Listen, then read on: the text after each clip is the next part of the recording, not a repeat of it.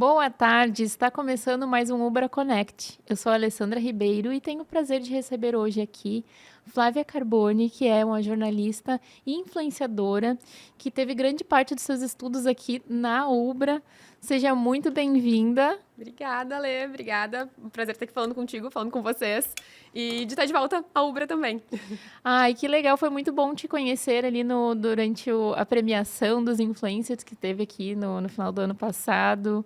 Como que foi para ti retornar aqui para a Ubra e ver como que tá tudo assim diferente, enfim, qual foi a tua percepção? Foi um prazer, uma felicidade ver toda essa estrutura estar de volta aqui à Ubra de Canoas também, que por mais que eu não tenha estudado aqui diretamente durante toda a minha educação, estudei na Martim Lutero, desde sempre, a gente fala um pouquinho melhor sobre isso, mas aqui sempre foi um ponto de muitas conexões e durante a própria escola, de Olimpíadas e diversão e aprendizado e tudo mais, então depois de tanto tempo voltar para cá e ver não só a nostalgia do que era, como também o que se tornou ainda maior e com grandes novidades aí que eu fiquei feliz em saber.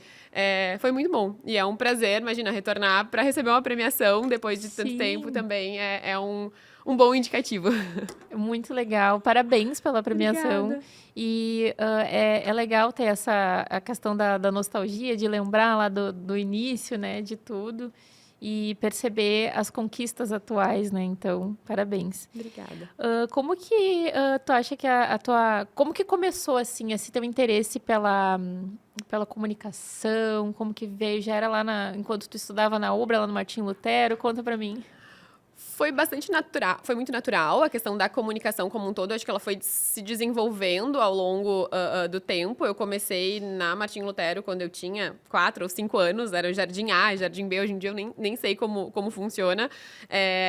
Então eu fui me desenvolvendo não só lá, como comigo mesma, assim, me entendendo, me conhecendo um pouco melhor, mas foi ainda durante o ensino fundamental e ensino médio que eu comecei a utilizar a internet, que ainda nem pode se chamar de redes sociais ainda naquela época, mas sites e blogs, os fotologs que existiam naquela época, comecei a me interessar por outras pessoas que escreviam por lá e me interessar por essa prática, assim, né? O que era isso, como funcionava e me comunicar através de escrita por lá ainda, então em textos, fotos, pesquisar notícias, uma pegada bem jornalística já, embora ainda no ensino fundamental e no ensino médio, então o papel da Ubra, sem dúvidas, nesse espaço foi justamente acolher isso e conseguir desenvolver ainda mais essa percepção do que eu já comecei a gostar naquela época, né?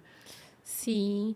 E qual foi, assim, o maior desafio no teu início como influencer? Porque, tu veio ali, começou a construir conteúdo, né? Produzir conteúdo. Já vinha de bastante tempo, né? Mas eu digo agora na era do Instagram. Enfim, como que foi o início para ti? Eu acho que o desafio nesse sentido foi justamente ir descobrindo e querendo ou não, até hoje isso acontece muito, mas desde aquela época, a gente tá falando de 13, 14, 15 anos atrás, foi ir descobrindo as coisas conforme elas iam acontecendo. Acho que ninguém não tem, né, uma literatura sobre isso, algo que a gente consiga, então é assim. Não, as coisas foram acontecendo. Imagina, eu comecei com o Fotolog, eu escrevia, eu acompanhava muitas pessoas já grandes naquela época, pioneiras, né, quando isso aqui tudo era mato, digamos assim, na internet. E eu escrevia como se eu tivesse uma grande audiência, mas eu não tinha, né, assim, nem perto. Eu tinha até vergonha no início de divulgar e tudo mais. Mas eu fui vendo que as pessoas iam fazendo para onde elas estavam indo e fui indo atrás, assim, fui replicando muito do que eu via, um pouco também no feeling e muito na inspiração, na referência dessas pessoas. E nisso veio o Instagram, o Snapchat ainda em paralelo, antes mesmo dos stories. Hoje em dia a gente, né, já tem muito mais clareza e olhando para trás é muito mais simples de entender tudo o que aconteceu, mas o desafio do digital, desde sempre, eu acho que é esse fator novidade, né? Assim, de uma Com certeza. geração, querendo ou não, que ainda não nasceu tão conectada ou nada conectada nesse ponto como é hoje em dia, né? Sim, tem toda essa diferença aí Tem essa de diferença, geração. exato. Mas e também o teu, digamos assim, a tua frase principal ali, né? A tua missão agora como influenciadora, é a frase seria, né? O mundo digital não precisa ser complicado. Essa frase que eu queria citar.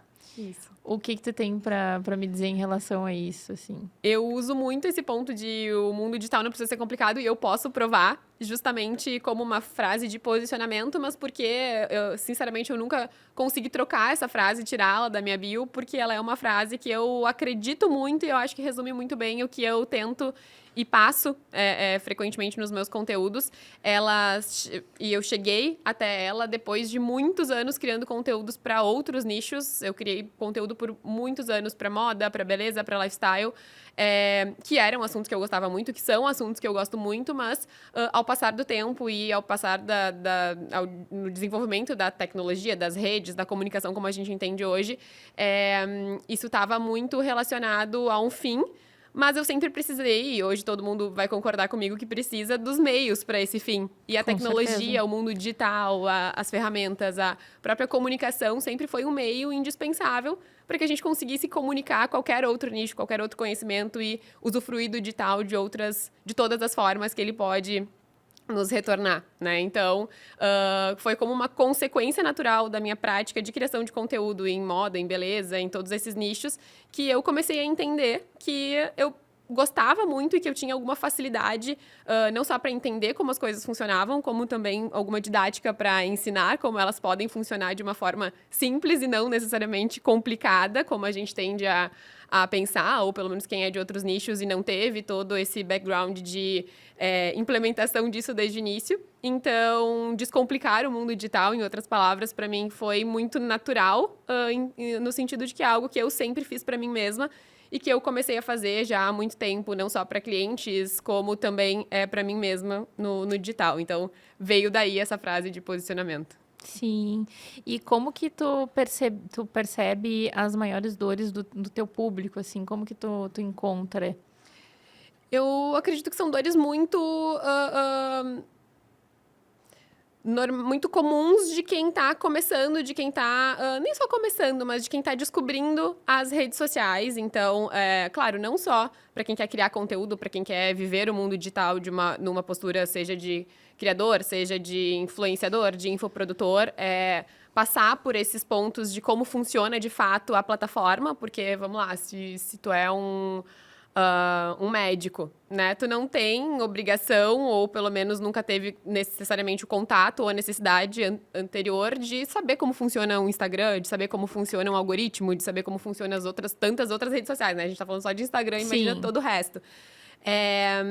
Então, necessariamente, além da tua profissão, hoje se sabe que seja uma noção, seja pelo menos alguma habilidade nesse sentido é importante, ou pelo menos é interessante que se saiba, seja por si só, tecnicamente, ou seja por um mentor ou por alguém que possa te auxiliar, para desenvolver, para se apresentar, para se posicionar, para se aproveitar, digamos assim, de tudo que o digital oferece. Então, para mim, as dores estão muito relacionadas a esse início, a esse cair de paraquedas no digital, e por onde eu vou, onde eu começo, o que eu faço, será que tudo precisa ser tão complicado, tão complexo, tão perfeito, tão cenário, eu sempre falo, né, o cenário perfeito, o equipamento perfeito, a situação perfeita, a agenda perfeita.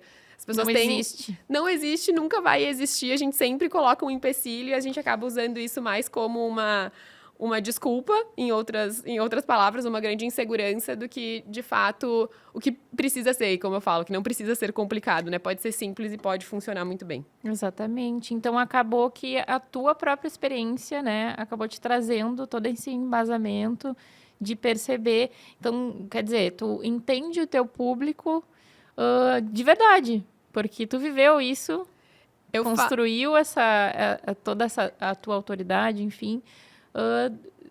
descobrindo e desvendando esses problemas que agora tu seleciona para eles, assim. Entrega a fórmula, digamos. Perfeito. Eu diria que eu ainda hoje falo e faço muito...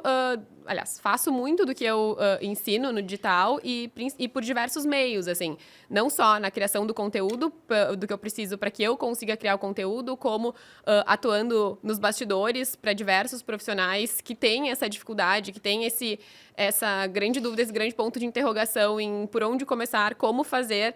Não é essa a minha expertise, minha agenda não está voltada para criar conteúdo, não está voltada para...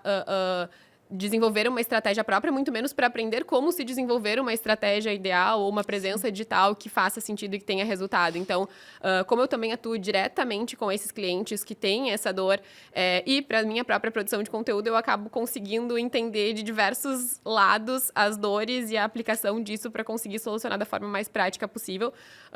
E esse é o meu dia a dia, assim, não só a criação de conteúdo, como muita gente, inclusive, pensa, né? Exatamente, vai muito além. Mas também tem a questão de produzir o conteúdo que educa, né, o público, enfim, já dá a informação que ele busca ao entrar no teu perfil, mas também tem o conteúdo que engaja, que às vezes não é o mesmo, às vezes é como que tu faz esse balanço, assim, entre essa produção de conteúdo. Eu diria que eu tenho um conteúdo muito prático, então ele é muito rápido e direto, assim, eu pelo menos prezo muito por isso, no sentido de entregar o problema e a solução com muita praticidade, para que de fato a pessoa consiga colocar em prática e resolver.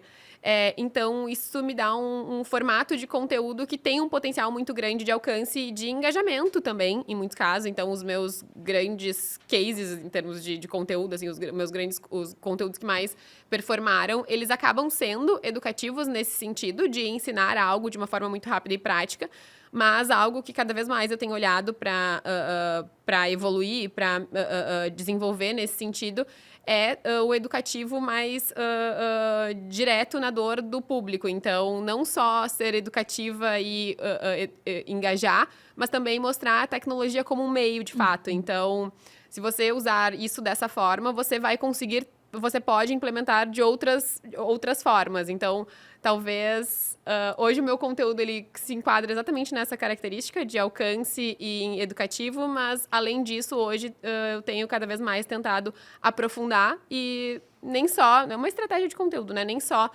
buscar o alcance e o engajamento, mas também evoluir direto na dor mais específica do meu público, sabe? Sim. E como que tu faz para manter, como que fez para construir, para manter essa proximidade com o teu público, assim?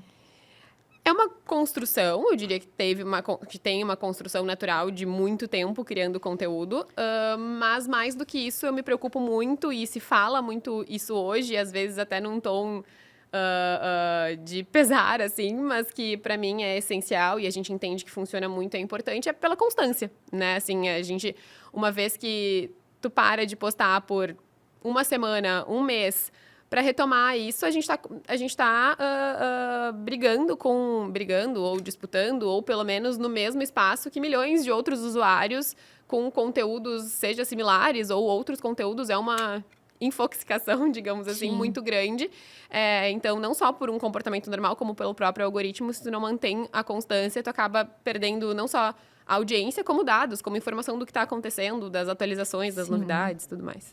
E tu acha que todo mundo tem o perfil, tem um perfil ideal para quem quer produzir conteúdo, ser influencer ou tipo a pessoa nasceu para isso? Qual que é a tua opinião em relação assim? Dá para construir?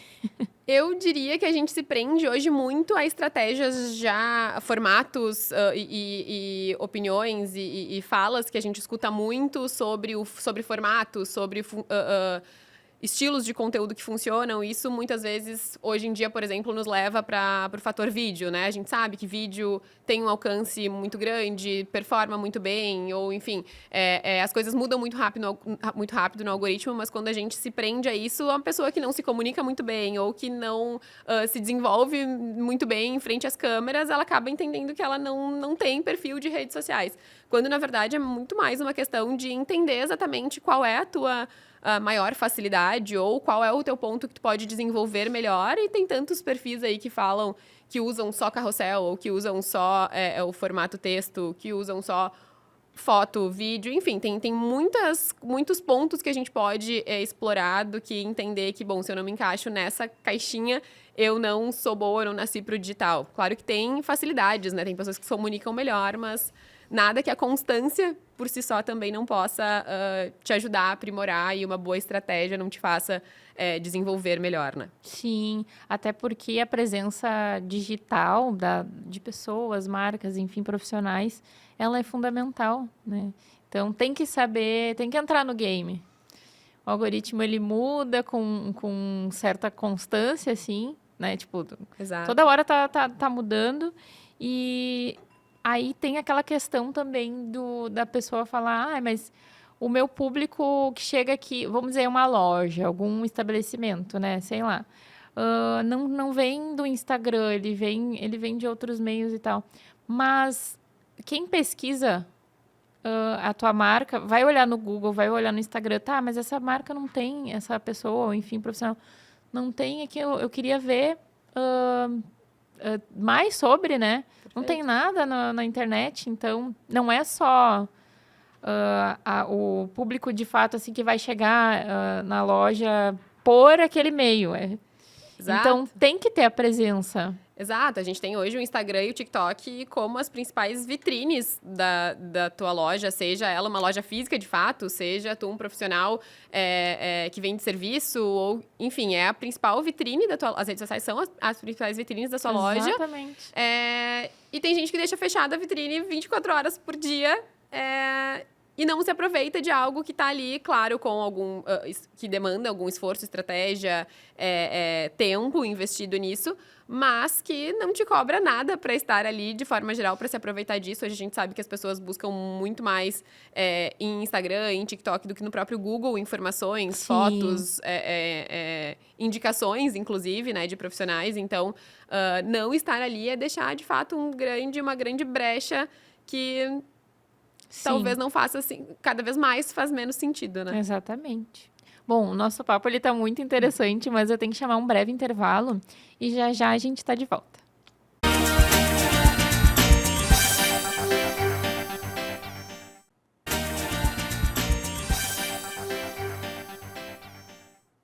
Estamos de volta com o Ubra Connect e hoje falando sobre a presença digital com a influencer Flávia Carboni. Flávia, me conta qual foi o conteúdo, assim, teve algum que te surpreendeu com o engajamento que teve? Qual que foi?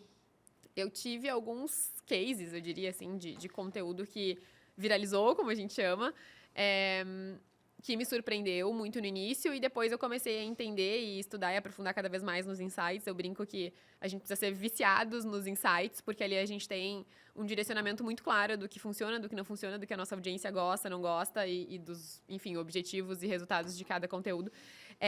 Mas esses conteúdos foram muito voltados para o WhatsApp. Eu crio muito conteúdo com ferramentas e plataformas e aplicativos digitais que a gente usa muito. Então, o próprio iPhone sempre é um destaque. Eu crio muito conteúdo nesse sentido.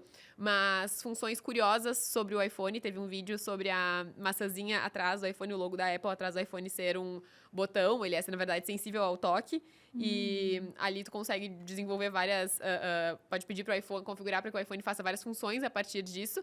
E esse vídeo passou de 10 milhões de visualizações, então foi um dos primeiros vídeos que furaram a bolha e me trouxeram uma audiência maior e mais qualificada para esse mundo, para essa área de dispositivos digitais. E o próprio WhatsApp, que, né, por motivos óbvios, hoje todo mundo usa o WhatsApp, então conteúdos que ensinem e que mostrem não só curiosidades, como também dicas práticas e funções novas ou importantes da ferramenta também me trazem muito, muito retorno em termos de alcance, de engajamento.